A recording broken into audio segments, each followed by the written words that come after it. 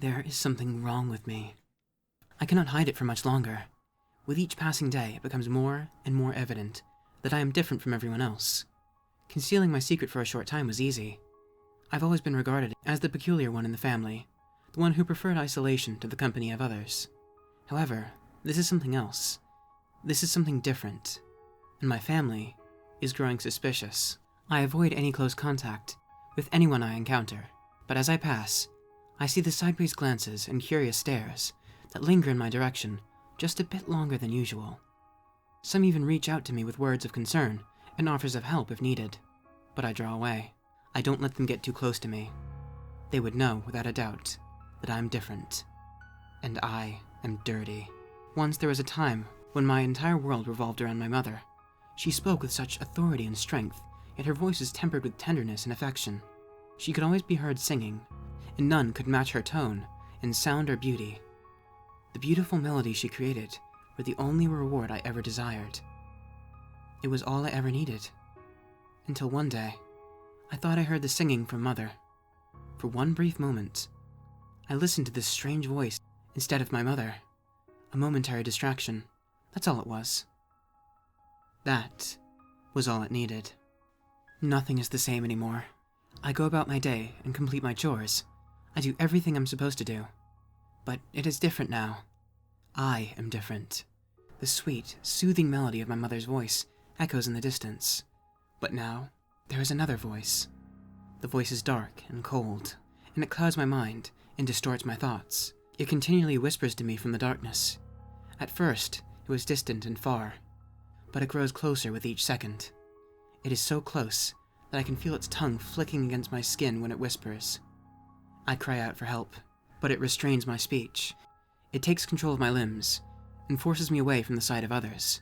My mother is completely unaware of my absence. I struggle with all my might, but it overpowers me and manipulates me like a puppet on a string.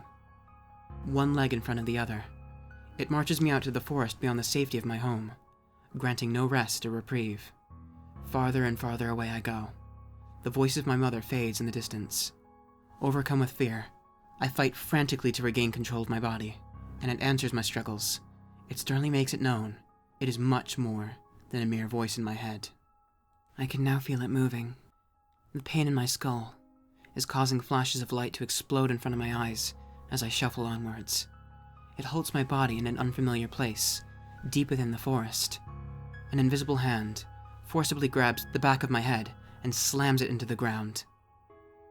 It pries my mouth open to an abnormal width and clamps my mandibles down on the long stem of a large and green leaf. I feel the muscles in my 6 extremities being severed, making them useless and immobile. Its impatience to be free from its prison can be felt in its writhing and squirming. Its body slides and presses alongside the inner surface of my skull. The pressure and pain build, and the lights grow dim before my eyes. Darkness falls over my eyes, and the chill of the forest floor creeps over me completely. Stillness and silence settle heavily upon me. Suddenly, I think I can hear faint singing coming from the distance. It's a melody I know very well, a tune often sung by my mother. It takes away all the fear and pain of the moment. I begin to hum along to the comforting lullaby. Darkness falls completely with the explosion of a fleshy, wet stalk emerging from the top of my head. Epilogue. The creature emerges from the shell that was its womb, glad to be rid of the vessel, now dead at its feet. It reaches up towards the sky, like the phoenix of old, and basks in its own magnificence. It is always invigorated by its rebirth.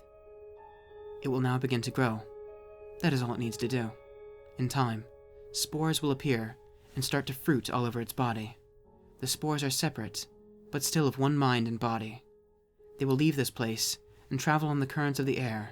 They will search and listen for the voice of another royal mother. Their only desire is for her children to listen to its song instead of hers. Just a single moment is all it needs. O. unilateralis is a specialized fungal parasite that infects, manipulates, and kills Formicine ants. It has been referred to as the zombie ant fungus.